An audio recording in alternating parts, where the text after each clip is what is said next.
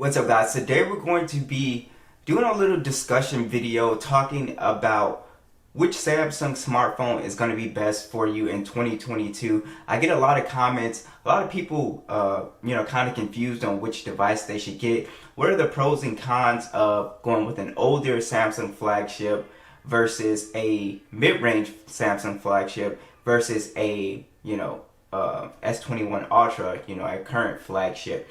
Now these are just the Samsung phones that I have right here. Now I have done a lot more that I don't have. If you guys don't know how this works, is I can keep some of the phones, but some of them I have to sell to get other phones that you guys ask for. So eventually it'll get to a point where I can keep all of the phones that I get on this channel.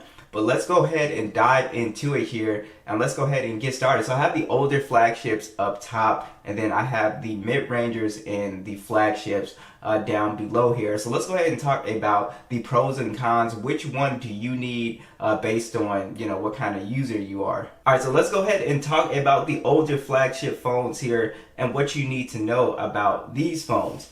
So let's just take, for instance, the Note 10 Plus, right?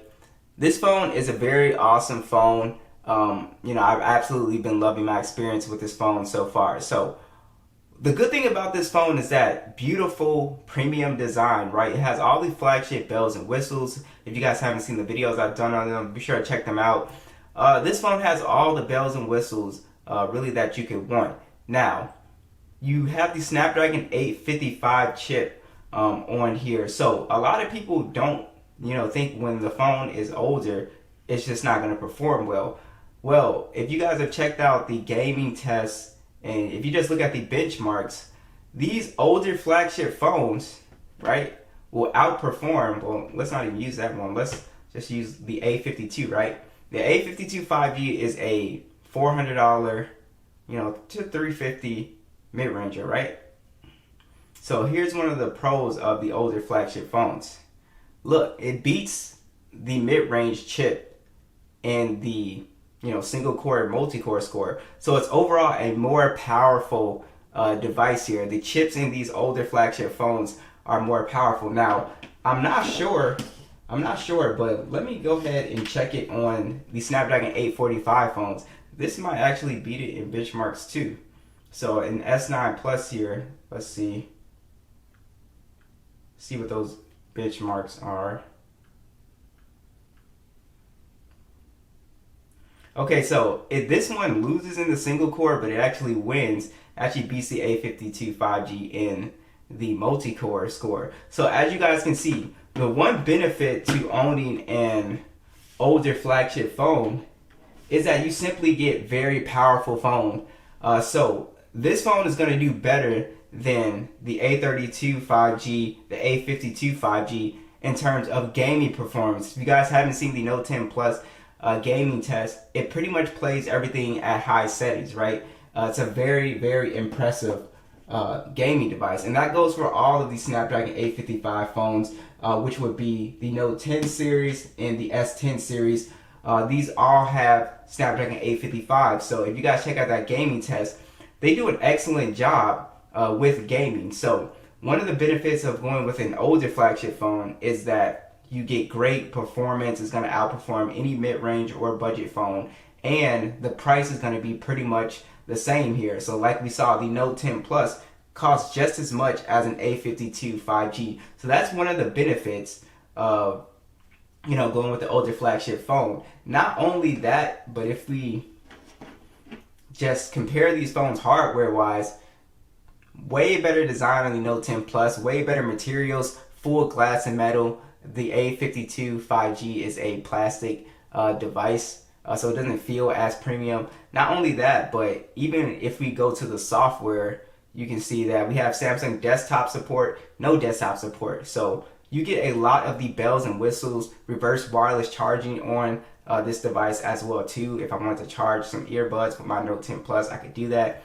So there is a lot of benefits to going with a older flagship device here. So let's go ahead and talk about some of the pros of going with a newer device here. So obviously the S21 Ultra here this is pretty much one of the best phones you can get. Not Samsung phones, but just one of the best phones, period, right? One of the reasons why you would go for and spend the extra money is simply because you want a better camera.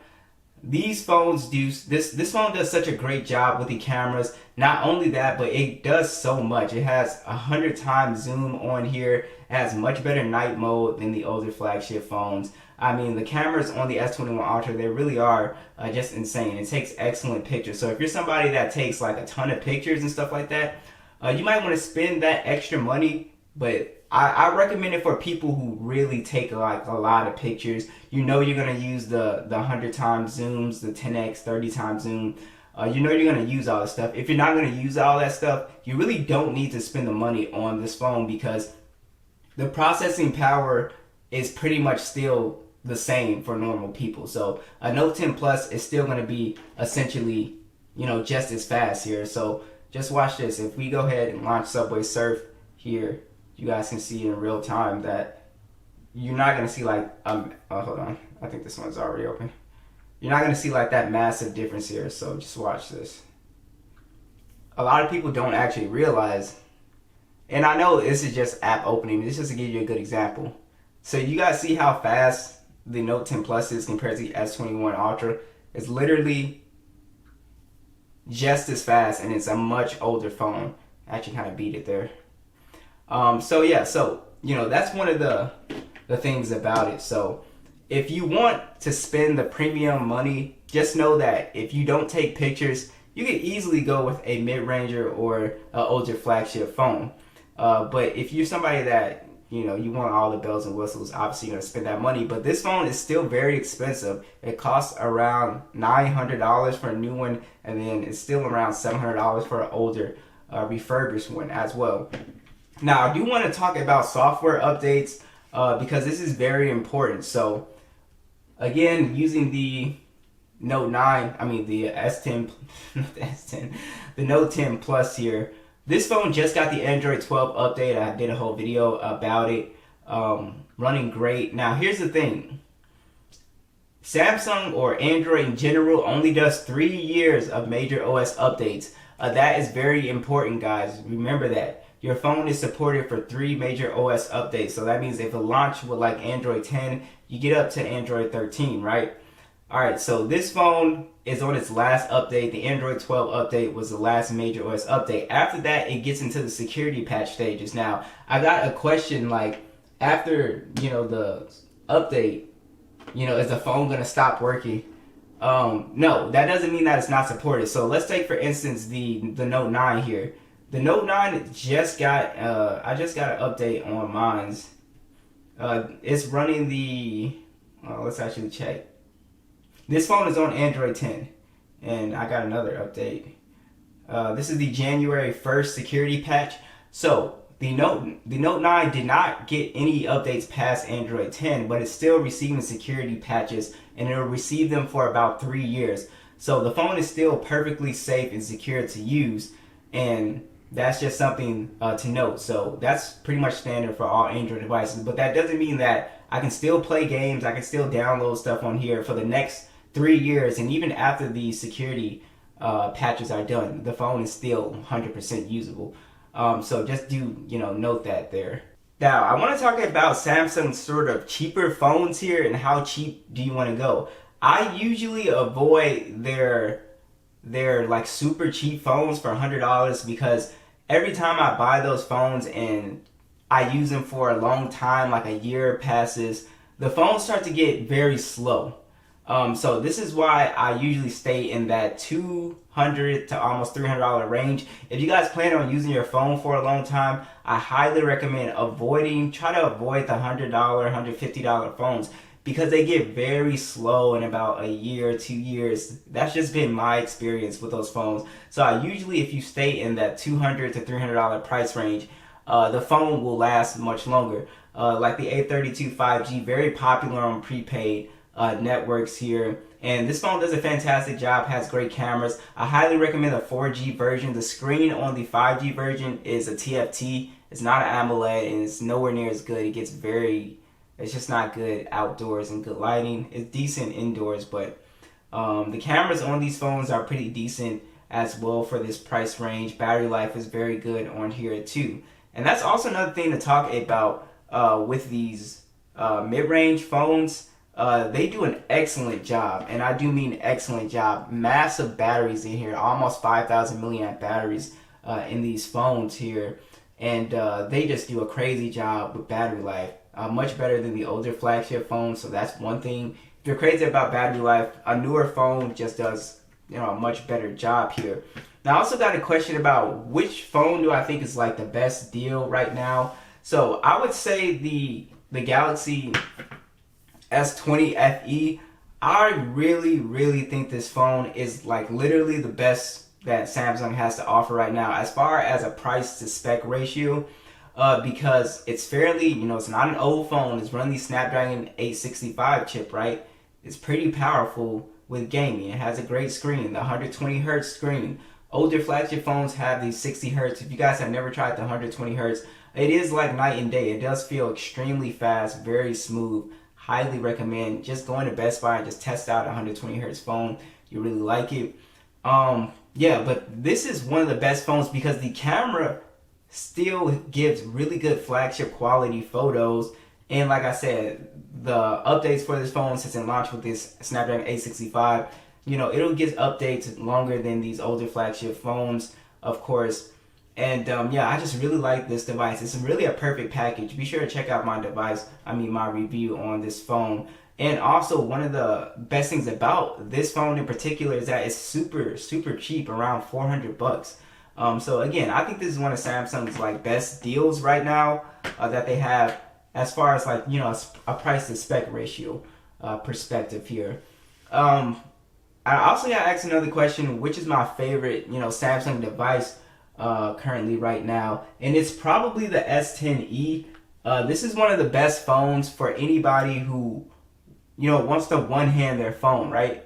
If these phones are massive. I'm just gonna keep it real. These phones are big, and if you have kind of like smaller hands, doing that and doing just the shimmying thing with these bigger phones, you don't really have to strain your hand that much using this phone. It's a very nice experience gaming. It's just a really good experience to use the S10e, and this is just an awesome device. If you guys haven't seen my video, headphone jack, beautiful speakers, beautiful display on here, SD card support. The S10 lineup in general, I even think the S10 is kind of compact, and it has like a really nice sweet spot to it as well too. It's really not that much, bigger, but definitely the S10 is kind of the sweet spot. But if you want the bigger one, you would go with the S10 Plus, right? But this is currently my favorite device right now. I absolutely love this phone. Great cameras. It just does everything correct. And I wish they would make a successor to the S10e. We really do need something in that like 5.8 screen size that is also going to be powerful flagship sort of performance. All right, so those are kind of the pros and cons. Just to simply wrap it up, software support is going to be better on newer phones, obviously.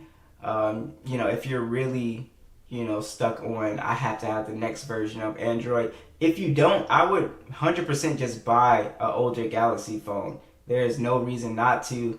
Everything still works perfectly. You're really getting more for your money because you're getting all the bells and whistles, headphone jack, SD card support, which you wouldn't get on something like the S21 Ultra or an S20 FE. You just wouldn't get those features.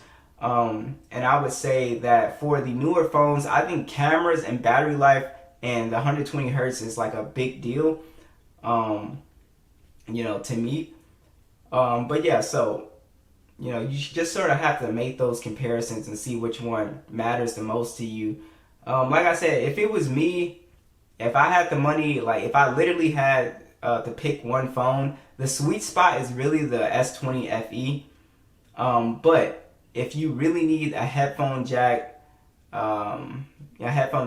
powerful gaming experience, and you need it to stay relatively cheap, you would easily go with like a S10 Plus or an S10e, S10. Any of the S10 phones would do you great.